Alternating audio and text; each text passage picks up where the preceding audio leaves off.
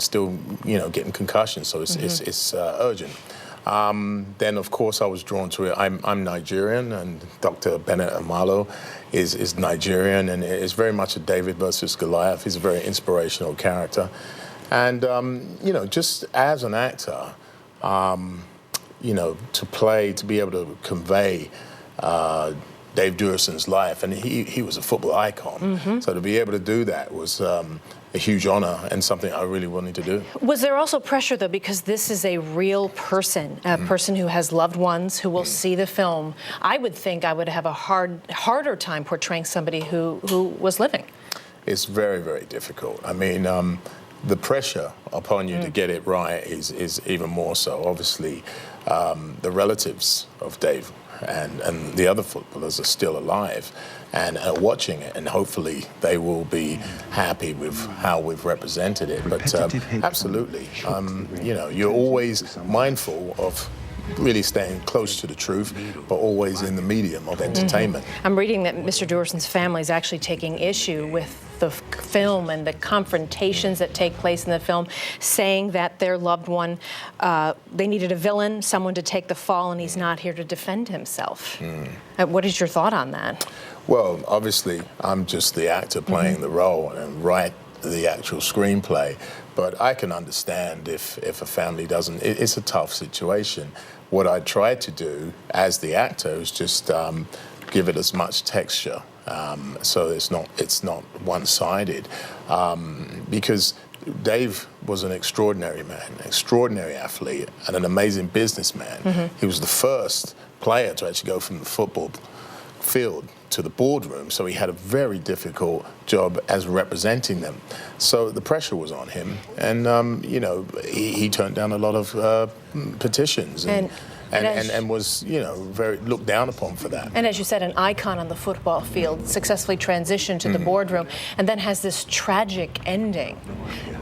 Well, in fact, you'll see this when you watch the movie, a lot of the decisions and even some of the petitions that he denied, it's arguable that Dave may have even been under the influence of CTE when he was doing that. So, and I've tried to play it, the character, with that kind of dubious elements as to his intent, American football, a multi-billion-dollar industry, America's favorite sport. What do you think will come of this film? It is not a documentary. It is a fact-filled film, is what it's being billed as. So what will come of this?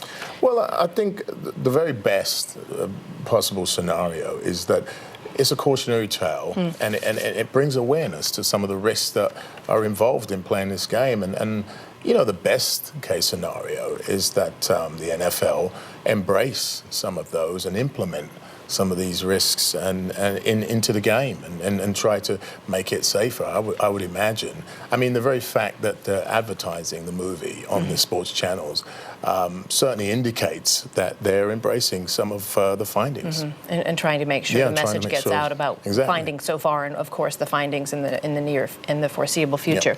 The character who plays Dave Duerson in this new film, Concussion, which opens on Christmas Day. It is really good to have you here. Thanks very much. Thank you. Appreciate it. Thank you. Very, very interesting interview there. That was, again, our Melissa Long reporting. Now, of course, you can head over to our website, 11alive.com, for much more ahead of the film's release this Christmas. Well, coming up, to experience it is to wish that it would never, ever happen again. Of course, we're talking about Snow Jam. We all remember it, and that's exactly what the city is trying to prevent, another situation like what happened in 2014. We'll find out what they're doing now and if any of that weather could be headed our way in the near or distant future. We'll tell you coming up next. People tell me. Well, welcome back. Oh, you surely remember this. It's something that so many of us are already trying to forget. And the city and GDOT, well, they're trying to make sure that it doesn't happen again. Crews are using that experience from Snow Jam 2014 to help prepare for whatever Mother Nature may throw at us this year with a dry run of the city's winter storm preparedness plan. More than 100 workers from the city's Department of Public Works all took part in yesterday's practice. Now this year, each plow and sand truck driver will be guided by new technology, we're told. And in recent years, the city has gone from just 9 pieces of snow removal equipment to 60. All right, now we're talking about weather. And Kelly, the good news, we don't have to worry about any of that coming our way in the near future. I remember that storm very well, Blaine. I was stuck at the Weather Channel working that storm, but my husband took 9 hours to get the kids home from school that day. 9 hours on a trip that normally takes like 25 minutes. So yeah, looking live at downtown right now, it is beautiful. We don't have to worry about snow, even though the temperatures feel like it could snow. We got down into the 20s as we look toward the Capitol. It's still kind of chilly this morning, so you need to have the jackets, definitely dress in layers if you're going to do any holiday shopping. The good news is if you are going to be doing any traveling or doing that shopping, we'll have dry conditions both today and tomorrow. So giving it a 9 on the Wizometer for today with all that sunshine. A high only reaching 51. That's a smidge below the average for this time of the year. We get closer to average tomorrow, so we've upped the Wizometer to a 10 tomorrow. Sunshine, and tomorrow morning will not be quite as cold as what we just had this morning, getting down into the 20s right here in downtown. So 35 right now in Atlanta. We're finally above the freezing mark. Look at that. Marietta, you're up to 33 right now. Athens, Georgia, 36 degrees. It's 37, both Eatonton and Thomaston, and 36 degrees LaGrange. We're still looking at some colder spots to the north. Blairsville, you're still at the freezing mark right now. So it's definitely hats, mittens kind of weather. Finally, it's feeling like the middle of December, even though winter doesn't officially begin until early next week. It's been feeling more like spring lately. So the temperatures come up through the 40s by 1 o'clock this afternoon. 4 o'clock this afternoon, we're closer to where we typically see the high for this time of the year, 50, 51 degrees. And then as the sun sets, the temperatures go back down. We'll have good radiational cooling once again. We don't have any clouds acting as a blanket on the atmosphere, so temperatures will be able to drop, maybe not quite as bad as what we just experienced, with Atlanta getting down to about 33, 34 degrees by morning, and then we're back up to about 49 degrees by lunchtime tomorrow. We're heading out to services, church services or brunch. You'll definitely still need the jackets, and then by 8:30 tomorrow evening, we're looking at those temps back down into the 40s. So dry skies throughout the southeast. We're actually tracking lake effect snow for a change up across the Great Lakes and over towards Buffalo, finally getting its first snow of the season yesterday. Here comes the next weather maker. It's stormy in California. That storm will eventually work here into Georgia by the beginning to middle part of next week. So as we look ahead to our forecast, we are going to be seeing those clouds start to work in Sunday night, and certainly throughout the day Monday it's looking more overcast. So here we are at 4 o'clock Sunday afternoon. A few high thin clouds or cirrus clouds making their way through Alabama into the northwest corner of Georgia. You'll note the clouds also coming in from the Atlantic as well. A couple of spotty showers are possible. But here comes the moderate rain Monday morning about 11:30 through northwest Georgia, right around Rome, as we head towards lunchtime hour and through the evening. And here we are Tuesday morning. Ooh, could be a wet commute for us as we see the moderate rain setting up. So here's a look at our extended forecast. We keep the Wizometer very high today and tomorrow with all the sunshine.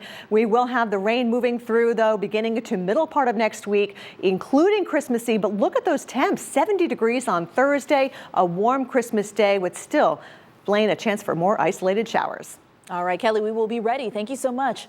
Well, learning how to drive can certainly be scary enough, but a Cobb County teen who just got his driver's license is now being hailed as a hero for how he handled an encounter on the road. Sam Orjo and his brother Loic were on a routine drive to rugby practice at Walton High School last week. Well, that's when a driver in front of them started driving erratically, swerving, and then hitting a curb. Sam kept his eyes on the road while his brother called 911. Cobb County 911, what is the location of your emergency? Sewell Mill Road. We're following a car right now. A red Toyota Matrix appears to be completely intoxicated, has multiple damage all over the car. Like you could see her in her car, her head was like slumped moving over. around, yeah. The officer said that if we had not called, then she was going into diabetic shock and later into a coma, and that she might have lost her life. Wow. Orjo followed the driver until police arrived and pulled her over. He says this experience has certainly made him a firm believer in the principle, if you see something, say something. Good work to those two young men. Well, if this weather isn't enough to get you in the Christmas spirit, perhaps the lights will do that. We'll let you know which local neighborhoods are ranked among the top places for Christmas decorations here in the metro. Heroes. Well, it's finally starting to feel a bit more like the middle of December for a change. And with Christmas less than a week away, we have the top neighborhoods to check out the lights in the metro. That's right, and you may actually be surprised that some of them are right in your own backyard. According to Redfin.com, Dallas, Kennesaw, Alpharetta, Brookhaven, and Decatur are actually the best places to check out Christmas lights. Now in Kennesaw, you can check out more than 45 minutes worth of lights, all timed out to music. And in Brookhaven, you can make your way through 150 Christmas-themed inflatables. Now, if you want to learn more, you can head over to 11alive.com for the exact location of these holiday decorations. And when you go and check them out, make sure that you send us your pics. We want to see the lights for ourselves. Yeah. Upload them inside our 11 Alive app. I finally went to the Botanical Gardens for the first time the other night. What did you think? I loved it. I've never been during any other time of year, but this time of year is just spectacular. Very impressive. It's like an Atlanta tradition around the holidays. Love it. All right, and we will be right back with more after this.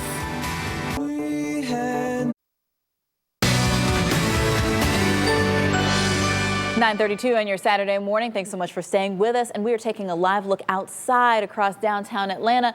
Meteorologist Kelly Cass in this morning for Tracy. And Kelly, we're looking at a lot of sunshine today, but we've been talking about it because it's cold out there, one, and two, rain is on the way. You can see your breath this morning for a change, right, Blaine? Right. And yeah, we need the heavy coats for sure. It's been a while since we've needed them. Do you know where they are? They're way back behind everything else in your closet. Temperatures will be in the low 50s. That's actually a little bit below average. You're giving it a 9 on the wazometer. We will have all that sunshine coming through the window, kind of like what we have out there right now. It is just above the freezing mark. We finally made it above freezing. We did have temperatures in the upper 20s earlier this morning, and we've only had maybe a couple of days so far this fall season where we've been at or below freezing. So this is definitely a novelty for us. You can see that we do have beautiful blue sky out there. The winds are relatively light coming in from the west-northwest between 5 and 10 miles per hour. You may have noticed how breezy it was yesterday afternoon, shaking those Christmas decorations around a little bit, but today the winds are calmer. We do have the temperatures just above freezing in most locations between Atlanta and Marietta. So enjoy the sunshine today and tomorrow. Unseasonably cool for today. We warm it up just a little bit tomorrow, and then a bigger warm up as we head closer to Christmas. However, with that warm up, there will be more clouds and even the chance for some showers and some scattered thunderstorms as well. And I'll be back a little bit later, Blaine, to detail that forecast for you. All right, Kelly, thank you so much. Well, a police chase comes to a dramatic end overnight after 3 teens tried to outrun officers from a number of different departments, all while driving a stolen car. Our Caitlin Ross is following this story at the DeKalb Police Department. And Caitlin, it took a lot for officers just to get those 3 suspects into custody. Blaine, it took a lot of work and really a commendation to these officers who followed these guys from Clayton County to Atlanta, all over DeKalb County, and now all 3 of them are behind bars. It started at 1 p.m. in Clayton County yesterday, where 3 teenagers allegedly carjacked someone. They took off with that car and weren't spotted again until an APD officer saw them in Atlanta at 11 p.m. He put on his license sirens, tried to pull them over. They ran. They took off with that car speeding all over Atlanta. He called in backup from Georgia State Patrol, DeKalb Police, Atlanta Police, City of Decatur Police, all 5 of those agencies after these 3. When they finally pulled the car over, they jumped out and ran. Police went on a foot chase, had to tase 2 of them. A canine officer bit the 3rd. All 3 of them were treated. They're all 3 of them 18 years old. After they were treated, they were taken to the DeKalb jail, and that's where they're waking up this morning, Blaine, facing a lot of charges. All right, a lot to still look into in this story. Caitlin Ross in DeKalb County, thank you. Well, meanwhile, later today, friends and family of the MARTA police officer killed while working off duty will say their final goodbyes. The funeral for Officer Jesse Tarplin will take place at Jackson Memorial Baptist Church. He was killed while working as an escort for a funeral in Fulton County last Saturday. Police tell us that he slammed into the back of a GMC Envoy that had stopped for the funeral procession. He was taken to Grady Hospital where he died from his injuries. Tarplin was an 11-year veteran with the MARTA Police Department. He was also a football standout at Georgia Tech back in the 90s. But we will have to wait until January to find out whether crucial evidence will be allowed in a Cobb County father's murder trial. Ross Harris is accused of intentionally leaving his son Cooper inside of a hot car to die.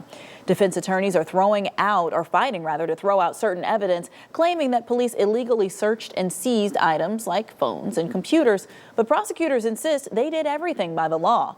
A judge will rule on the motion in early January, with Harris' trial set to begin February 22nd. And right now, Atlanta police are closing in on the suspects behind a home invasion that ended with one man jumping 3 stories to his death. This video shows one of the 3 suspects at McDonald's off of Joseph Lowry Boulevard, where police say that he was using 51-year-old Jose Greer's bank card. Now, if you look closely at this video, it is hard to see, but the man is wearing a black backpack with white trimming. Greer died last Wednesday after jumping from his condo at the Skylofts in the West End as the men broke into his home. A $35,000 reward is now being offered to anyone with any information that could lead to an arrest. And funeral plans have been set for a Douglas County teen who was killed in a crash earlier this week. Visitation for 16-year-old Josh Murphy will be held tomorrow at Hightower Funeral Home from 4 to 8 p.m. He'll be laid to rest Monday afternoon at the church at Chapel Hill. Now, Murphy was heading north on Georgia 5 Wednesday afternoon when he crossed over the center line, crashing head-on into another vehicle. 3 teens in that vehicle were also injured. But this morning, there are growing concerns over the safety on that stretch of highway. Residents who live north of Highway 166 say that it's a blind curve with a history of accidents, and now they're asking the state to put up more signs and better lighting. They say they hope this will save lives. People aren't doing just 40, they're not doing just 50. They're coming around there at a good amount of speed, and I understand they can't straighten out the road. I understand that, but there's gotta be a way. Now, 11 Alive took those residents' concerns straight to GDOT, and the department tells us right now they're gathering statistics so that they can evaluate exactly what changes need to be made in that area. Of course, we will continue to follow up and hold the Department of Transportation accountable. Well, new this morning, they're growing in popularity, and if you're planning to gift a drone this holiday season, well, you'll need to make sure that it's registered with the government. Our Matt Pearl has more on the stricter guidelines and why these drones have captured federal attention. For Matt Sloan, drones are a job. We do commercial video work throughout the city. We've had to register our aircraft since we've started doing this. He knows the airspace is about to get far more crowded. We're expected to sell about 1 million drones for Christmas this year. They're going to be buzzing around all over the place, and so the FAA is trying to get a handle on that. The FAA announced today they will now require anyone who owns a drone to register it. $5 covers you for 3 years. Don't do it, and you could face a fine in the thousands. The media still can't use drones without an FAA exemption, which is why I'm not shooting this footage on a drone. I'm using a GoPro on the light stand with some fancy editing. But the FAA isn't worried yet about us. They're much more worried about what will happen here, near major airports. There have been a lot of near misses and drone sightings by airplane pilots. A new study by Bard College found 17 close encounters at Hartsfield-Jackson, one of several airports nationwide with more than a dozen. And the airport is really, just a few miles south of downtown. If you just get one and you go, oh, hey, let's go see what kind of crazy stuff we can do with it, that's where you get into trouble. So even though the FAA still hasn't said how it will enforce this and hasn't even launched a registration website, it's trying to stay ahead of the wave of drones about to cause a lot of traffic. If you were to get a model car for Christmas, you're not going to go take it on the highway and play with it. When you get a model airplane, you're putting it into the national airspace, and you have to be aware of that. Matt Pearl, 11 Alive News. All right, and speaking of drones, NASA is calling on you to help make the skies a little bit safer to fly. This as we head into the future of air travel. Now, it's a program called Sky for All, Mobility for 2035 and Beyond Challenge, and it offers a $15,000 reward to anyone who can think outside of the box and help develop a system that would manage crowded skies while protecting air traffic from the threat of a cyber attack. The deadline for this is December 21st. We posted all the information you need on 11alive.com. Well, this week we told you that Atlanta's New Year's tradition, the Peach Drop, is officially a go. And this morning we can tell you who will be taking the stage to help ring in 2016. 11 Alive was the very first station to report that hip-hop artist and Atlanta native T.I. will headline the event. He'll be joined by rock group Sister Hazel. Mayor Kasim Reed says that it was not hard planning the event at the last minute. That's because the city has helped with the Peach Drop for 27 years now. But celebrations come with a price tag, certainly of about $500,000 of taxpayer money. And we're told that sponsorships are still up in the air because in the past, private sponsors have helped offset this cost. We know what we spent last year on this event, or have some sense of it, and we'll probably end up spending about the same again, which is why, I thought about not doing it, but we need to continue the tradition, and we will. And a lot of people are very happy about that. Now, we will continue to bring you more details on the big event and its price tag here on air and, of course, on 11alive.com. Oh, it is Star Wars weekend. Luke, avoid the spoilers. As millions of Americans flock to the theaters for the highly anticipated Star Wars The Force Awakens, we are breaking down ways for you to avoid any of the spoilers that may be lurking on social media and get you ready for the movie.